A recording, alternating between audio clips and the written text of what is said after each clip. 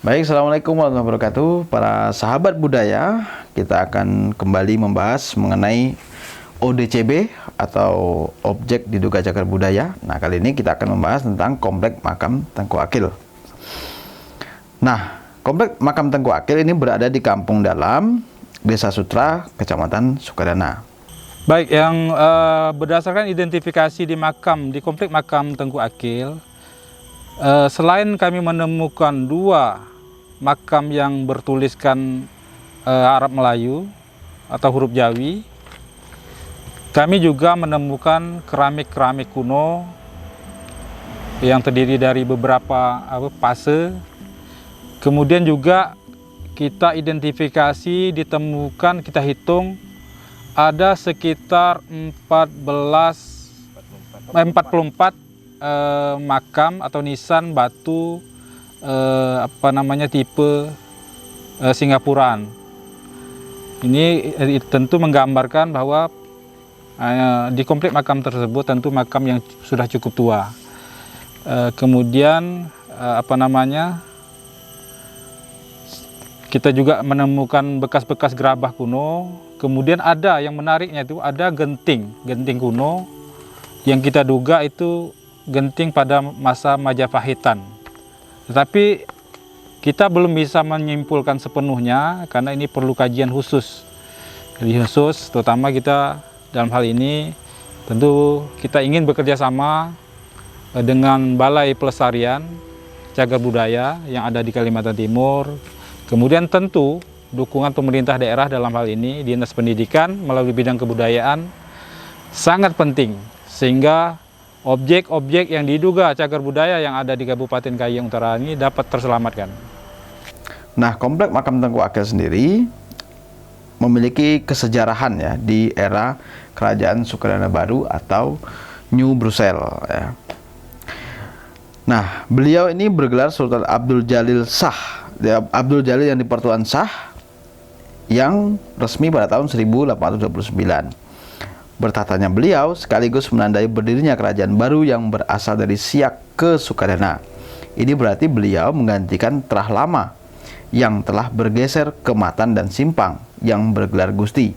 Jadi sebelum dinasti baru Sukadana di 1829 yang dibawa oleh beliau Tengku Abdul Jalil yang dipertuan Shah, ini ada terah lama yang pada saat itu dikenal dengan nama Kerajaan Tanjung Pura atau Sukadana Tua, yang kemudian bergeser ke Matan dan Simpang ya. Nah, pada masa pemerintahannya Sukadana diberi nama oleh Belanda dengan nama New Brussels karena mirip dengan tempat yang berada di Belgia ya. Namun masyarakat pribumi ya, pada masa pemerintahannya Sukadana bernama New Brussels. Namun masyarakat pribumi saat itu dan kini lazim menyebutnya dengan nama Brussels. Nama Brussels atau New Brussels merupakan pemberian dari pemerintah Hindia Belanda. Nama ini terinspirasi dari sebuah tempat yang indah di Belgia bernama Brussels. Atas dasar itu pemerintah Hindia Belanda menyamatkan nama Brussels untuk Sukadana. New Brussels artinya adalah Brussels baru atau Brussels baru ya, Sukadana baru maksudnya ya. Nah, pendirian kerajaan Sukadana baru atau New Brussels oleh Sultan Abdul Jalil Shah merupakan satu-satunya kerajaan bercorak Melayu Riau yang ada di Kalimantan Barat, bahkan di Nusantara pada saat ini. Nah, jadi satu-satunya kerajaan yang bercorak Melayu Riau yang ada di Kalimantan Barat itu ya adanya di Sukadana ya. Sebelumnya di Tanjung Pura, kemudian Matan, nah sampai ke Sukadana Baru ya. Selain makam Tengku Akil dan istrinya, di komplek ini juga terdapat pemakaman raja yang lainnya setelah Tengku Akil. Walau di nisannya tidak terlihat inskripsi, namun ada keterangan pada papan informasi di makam mengenai silsilah Raja Tengku Akil. Ada juga ulama dengan terah habaib sejak abad ke-19 dimakamkan di sini. Terah habaib Kampung Dalam masih ada hingga sekarang. Di dalam cungkup makam berukuran lebar 11,10 meter, panjang 13,20 meter dan tinggi 2,70 meter terdapat nisan Besar makam Tengku Akil, ukuran jidatnya adalah 1,8 meter dan lebar 1,5 meter dengan tinggi nisan 1,4 meter. Kita duga di kompleks makam Tengku Akil itu sebelumnya itu adalah pemukiman, dan ada kemungkinan kalau kita lihat temuan-temuan arkeologi yang ada seperti keramik, tembikar dan lain sebagainya, itu ada kemungkinan diduga di tempat tersebut dulu adalah istana raja. Ada kemungkinan ini pada masa Sukadana kuno. Di Cungkup juga terdapat makam kerabat Tengku Akil dan para ulama dengan nisan batu andesit, kayu dan semen. Sedangkan di luar Cungkup terdapat juga nisan batu andesit bertipe Singapuraan abad ke-19. Jika dihitung, nisan abad 19 ini terdapat 44 pasang dan 2 makam diantaranya memiliki inskripsi Arab Jawi, ya. Inskripsi Arab Jawi atau Melayu yang dapat terbaca menerangkan seorang perempuan, yaitu inilah, ya. Jadi kami membaca inskripsi tersebut, bunyinya adalah sebagai berikut. Inilah menyatakan Al-Hajj Khadijah binti Tuan Imam pulang ke Rahmat kepada bulan Syawal 13 hari Jumat Hijri 1301. Nah, sedangkan inskripsi pada batu nisan laki-laki di sebelahnya sangat sulit dibaca karena sudah aus, ya. Yang terbaca hanya tahunnya saja, yaitu 1321 Hijriah. Nah, diduga makam di sebelah Khadijah tersebut adalah ulama merupakan suami Khadijah, yaitu Syekh Haji Nawawi. Syekh Haji Nahrawi menikah dengan istri pertamanya Khadijah, melahirkan 7 orang anak dengan istri kedua Utin Dewi. Utin Dewi ini masih adik dari Gusti Panji, yaitu Raja Kerajaan Simpang, ya.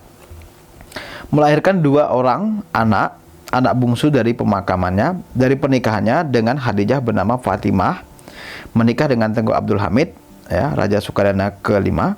Makam Tengku Abdul Hamid terletak di Jalan Tanjung Pura, Desa Pangkalan Buton. Di komplek makam Tengku Akil ditemukan banyak fragmen keramik, genteng dan gerabah lintas peradaban yang berserakan. Hal ini dapat dilihat dari beberapa fragmen jenis keramik dengan corak dan gaya yang berbeda, seperti corak dinasti Ming, Sung, dan Eropa. Temuan genteng dengan corak Majapahitan serta fragmen bata merah yang tinggal serpian-serpian kecil saja. Jika dilihat dari tata letaknya, komplek makam Tengku Akil ini tidak jauh dari Sungai Macan, yaitu anak Sungai Sukadana. Sungai ini masuk cabang kiri Sungai Sukadana, sekitar 40 meter ke daratan yang agak tinggi atau pematang yang saat ini menjadi komplek makam Tengku Akil. Dugaan pematang tersebut sebelum dijadikan pemakaman merupakan pemukiman peradaban sebelumnya.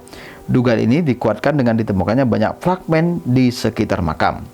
Nah, jadi itu para sahabat, yang uniknya di sekitar komplek makam Tengku Akil ini banyak sekali ditemukan fragmen lintas peradaban, ya. Dari mulai